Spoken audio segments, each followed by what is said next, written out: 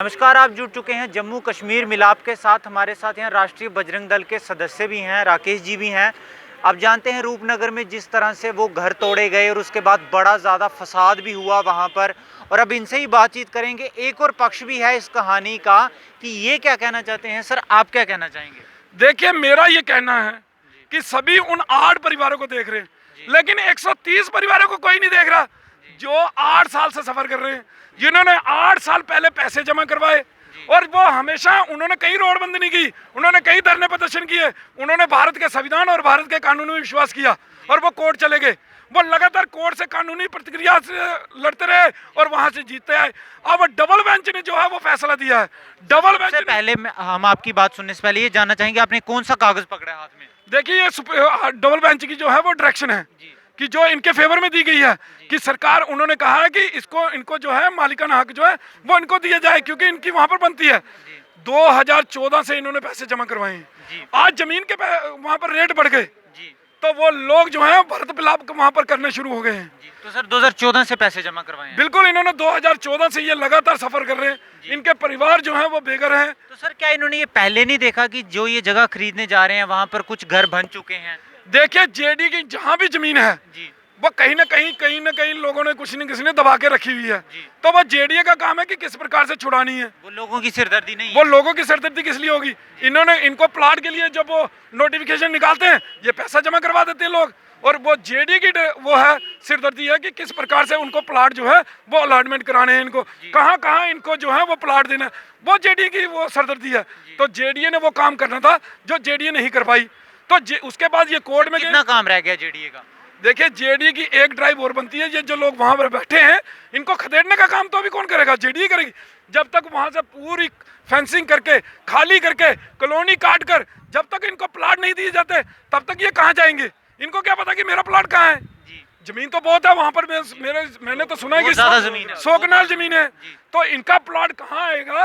वो जेडीए ने देना इनको वहां पर मार्क लगा कर। तो जब तक इनको देंगे नहीं, ये कहाँ बनाएंगे? तो इसलिए जेडीए हमारी एलजी मनोज सिन्हा जी से, हमारी डिपकाम साहब से ये अपील है कि जल्द से जल्द वहां पर एक ड्राइव और चलाकर, खाली करवाकर इन 130 परिवारों को जो है इनका मालिकाना हक जो है इनको दिया जाए, ताकि ये भी अपने परिवार के साथ वहाँ सुखी से रह सके। पर जिस साहब हम खबर करने के लोग टेंट लगाकर बैठ गए हैं, इल्ज़ाम है कि एक कम्युनिटी को टारगेट किया जा रहा है, 10 लाख रुपए की मुआवजे की मांग की जाए है, मनोज सिन्हा हाय हाय के नारे लगाए जा रहे हैं। वो लोग तो इतना गुस्सा दिखा रहे हैं। सर, उन पर क्या कहना चाहेंगे आप? देखिए, आपको मालूम होगा जितने भी लोग हैं वो सारे सरकारी मुलाजिम हैं उनके घरों में। कोई आर्मी में है, कोई पुलिस में है, कोई किसी में है। आप तो मेरे हिसाब से वहीं रहते हैं, आपको तो मालूम ही है सारा कि वो वहाँ पे सारे सरकारी मुलाजिम हैं। तो किसी को कोई चिंता नहीं है, कोई भूखे नहीं मर रहे हैं वो। लेकिन वो सिर्फ इसको दूसरा रंग देने का काम जो है वो लोग कर रहे हैं। और उसके अंदर हर जगह गुज्जर कम्युनिटी को टारगेट किया जा रहा है। देखिए, गुज्जर कम्युनिटी क्यों बैठी है सरकारी जमीनों में? किसने कहा?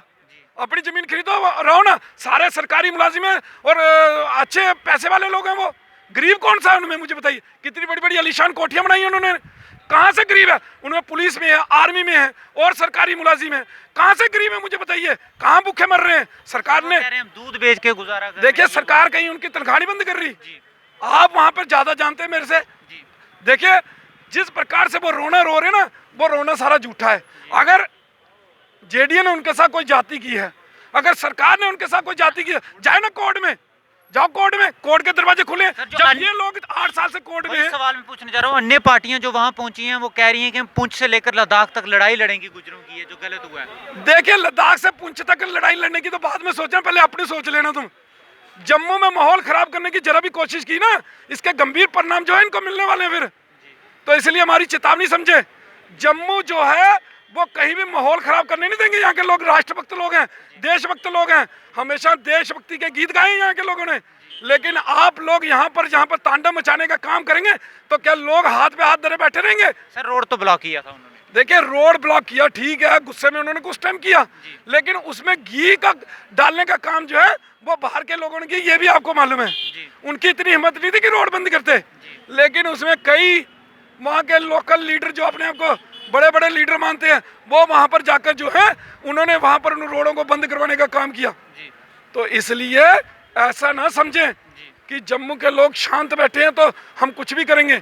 जम्मू के लोग हमेशा लड़ते आए हैं कि सरकारी ज़मीनों के ऊपर से कब्जे जो हैं वो हटने चाहिए।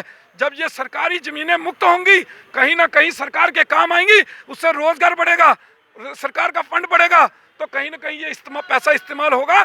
इसलिए हम ये मांग करते हैं कि सरकार जल्द से जल्द इस जगह को खाली कराकर इन 130 परिवारों के हवाले करे और उनको मार्क लगाकर इनको मकान बनाने की इजाजत दे, ताकि जल्द से जल्द ये अपने आशियाने बसा सके और अपने परिवार के साथ सुख शांति से रह सके। सवाल और पूछना चाहूंगा, ये जो 130 परिवार है इसको कितना इंतजार करना पड़ रहा है कहीं ना कहीं 2014 से, और ये कितना सफर कर रहे हैं? देखिए 8 साल से इंतजार ही कर रहे हैं, कोर्ट के चक्कर काट रहे हैं। ये भी कोई किराए में रहता है, कोई कहीं रहता है, कोई कहीं, अपना आशियाना तो इनके पास भी नहीं है, तो इनके बारे में नहीं सोचेंगे। लेकिन मैं ये जो राजनीतिक पार्टियों के लोग वहाँ लीडरी कर रहे हैं ना, मैं बताना चाहता हूँ कि इससे पहले 3-4 साल पहले जब एयरपोर्ट में मकान टूटे थे, वहाँ पर सिख कम्युनिटी के लोग थे, हिंदू थे, लेकिन उनको बेघर कर दिया था बारिश के बीच में। वो बारिश में अपने छोटे छोटे बच्चों को लेकर बैठे थे, तब कहाँ थे ये, कहाँ थे ये बुद्धिजीवी, कहाँ थे ये पार्टियों के लोग? जैसे कुछ लोग वहाँ पर ये कह रहे थे कि हमें यहाँ कहा गया है कि आप कुछ देर अगर कहीं जगह बैठ जाते हैं वो जगह आपकी हो जाती है, उस पर क्या कहना चाहेंगे? वो किसने कहा? वो बयान वो जानते हैं बयान? वो ऐसे ही जो हवा में बयान देने ना, ये बैठ जाएंगे, कहीं बैठ जाएंगे। सरकार ने क्या चूड़ियां पहनी है क्या? कहीं बैठ जाएंगे। ये जम्मू के लोगों ने चूड़ियां पहनी है। मैं तो कल ये सुन रहा था, रजौरी के अंदर एक नेता कह रहा था कि आप 1965 का रिकॉर्ड निकाल लीजिए, उससे पहले की सारी जो है वो मुसलमानों की जमीनें थी। तो मैं ये भी कहना चाहता हूँ कि 1846 में ये महाराजा गुलाब सिंह ने 75 लाख रुपए में ये जो है जम्मू कश्मीर खरीदा था। तो ये किसके बाप का हुआ बताओ? ये किसके बाप का हुआ जब 1846 में महाराजा गुलाब सिंह ने खरीदा? ये ऐसी बातें ना करें कि आप कहें कि ये सारी एक कम्युनिटी की जमीनें थी, ये 1965 के पहले का रिकॉर्ड। आप 1965 का, आप 1846 का रिकॉर्ड देखो ना, निकालो आप रिकॉर्ड की 1846 में किस प्रकार से महाराजा गुलाब सिंह ने इसको खरीदा। तो ये जागीर तो महाराजा गुलाब सिंह की है। आप दोहरी राजनीति जो करते हैं कि जो यहाँ से एक विशेष समुदाय के लोग पाकिस्तान भाग गए, तो उनकी जमीनें जो हिंदुओं के पास हैं उनको आप औकाफ के अंदर डाल रहे हैं कि ये औकाफ की लैंड है, ये 47 से पहले की बोलती है। तो जहाँ पर ये दोहरी राजनीति और हिंदुओं को बेघर करने का काम जो है वो यहाँ पर लगातार कर रहे हैं। सवाल और, क्या जेडीएस सक्षम है जो 130 परिवार हैं उनको इंसाफ दिलाने में? देखिए जेडीए पूरी तरह से सक्षम है, लेकिन जेडीए जो है ये डीलर रवैया अपनाए हुए है।